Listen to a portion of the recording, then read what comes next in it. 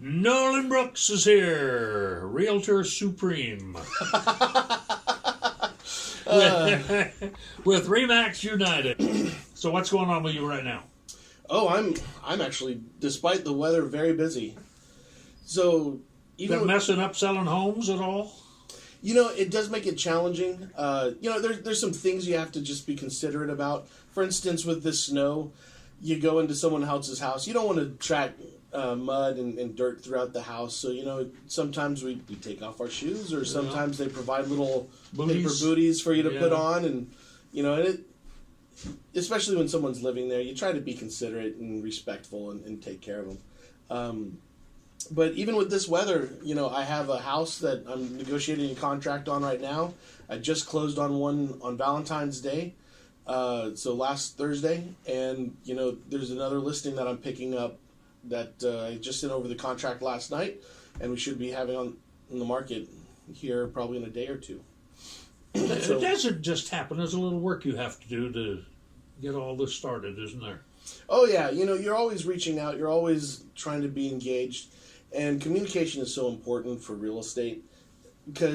So that actually brings me into kind of what I wanted to talk about today is, all the things that can go wonky on a... Wonky. That's a new one. Wonky.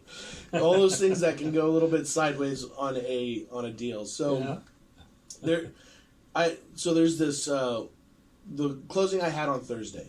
We sign all the documents, so everything's good. Funds. We go over to the house, and the people who were selling the house are still living there. And we're going, hey, nice to meet you, but this isn't your house anymore. We've already sold this. You need to go. Right. And that's funny. Wasn't funny then, though, was it? No, but you have to talk. You have to communicate. You have to work your way through it. And my clients on my side were great people, and the people that were there, the sellers. They didn't want to be there. They had hired some guys to move them, and they didn't get to them. They did partially because of the weather, and partially just from what the seller had told us. They just weren't a very good company. Or at least, I won't say the company was bad. I'll say the crew that was working their house was a little slow. Was slow, and they just weren't particularly motivated to get it done. So, we went. I took my clients out for lunch. We gave them a few hours. We came back, and there you go. But they were done. They'd gotten out. Yeah, they did a great job. That one went pretty well, but that's cutting it close, though, isn't it? You don't like that. Oh yeah. Oh no. By the contract, they were supposed to have everything out by the time we closed. But if you come into that situation and you're super aggressive, suddenly everyone gets stubborn. Where if you come in, hey, I understand this is a stressful time for you. What's going on? What is your situation? Explain it to me so we can understand. Let's work it out. How can we make this better? Yeah. I even helped load stuff up for them. I was like, hey, I'm here for you. But you run into all kinds of situations. So another great example is I had this particular client who they were selling a property, but it wasn't. It was an estate sale. Yeah. So there were 8 family members involved. Everyone was fine with it. Everyone wanted it to be sold, except for one particular person who nothing was going to be right. No matter what you did, no matter what they did, no matter how many people were voting in favor of a particular decision, there's always one. Yeah. And the bigger the group, the more likely there's going to be 2, right? And so I talked to him, and I asked them just to give me the person's phone number just so I could talk to him directly. And I called him up, and I just, so tell me about your situation. What is the issue that you're seeing? And oh my goodness, they tore into me. I hadn't done this, that, and the other. And I quietly listened, and they kept explaining why real estate agents were the worst persons in the world, how they were ripping everyone off, and they could do it themselves. Mind you, this person was living in like Maine or something. Yeah, not even around here. Yeah, nowhere near here, but she thought she could sell the house herself. Yeah. And how this and that wasn't right. And I listened, and probably about 45 minutes later, she took a breath. No, that much? Oh yeah, I just kind of acknowledged what she had to say because, wow. The thing is, she's perceiving the situation from what information she has. Yeah. And so often people just kind of want to be heard. And a different part of the world too, where things are different. And I think that's what her situation was. She really just, I don't think she felt like her concerns were being addressed, and so she was acting out. She was trying to get attention, get acknowledgement, and just by me calling her and listening, did you finally get her squared away? Or did it end up? Yeah, actually, it really was. She just needed someone to listen, and that afterwards, I probably had said 10 words in the whole conversation, and she's like, I think you might be the right guy for this. And I'm like, thank you. All right, well then I guess we'll move on. But there's all kinds of situations you run into because real estate is a business, but it's a family business because the whole family's involved.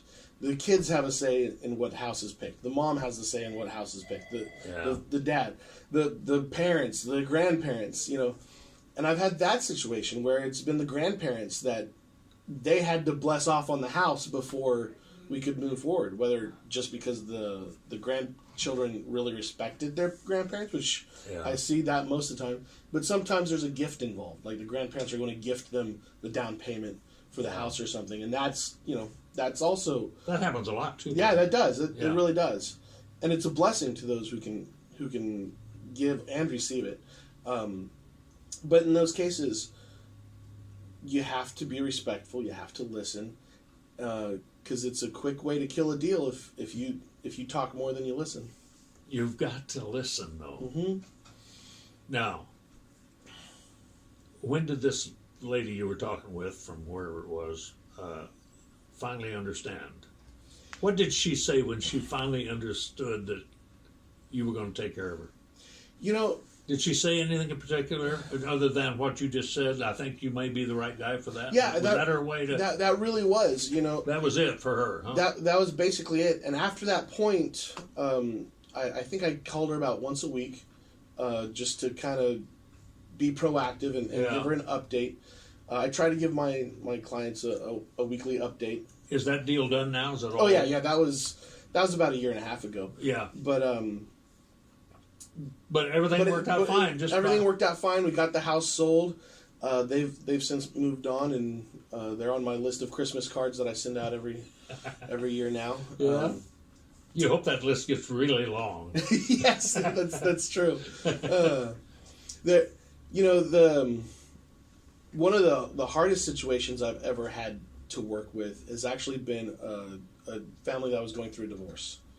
So many feelings involved. So much, and I've been there, and having an agent who is willing to listen, just to hear where someone's coming from, helps a lot. It diffuses the situation. If you listen first and talk second, and you can't take sides in that either, can you? No, it is a really, really bad idea to try to take. You walk the fence. I mean, well, you have to be upfront. You have to say, you know what? I am here to advocate for the two of you to get the best that you can. Yeah. I'm not representing one of you against the other. I'm here to sell your house. I'm here to be professional. I'm here to represent you in this negotiation. This is the only area in your life that I have anything to do with. In the interest. Yep. But even then, it can be very challenging to walk that line, just because, there's so many hurt feelings. It really does come back to feelings. And you are in the middle of it, whether you want to be or not. Oh yeah, aren't you? Yeah. And they will, and it's not like I said. I'm a divorcee. I went through divorce, and I understand that when you're going through it, you want everyone to see that you're right. Whether you are or not. It doesn't matter, because in your mind, you are always right. It's just all that's of the way us, we are.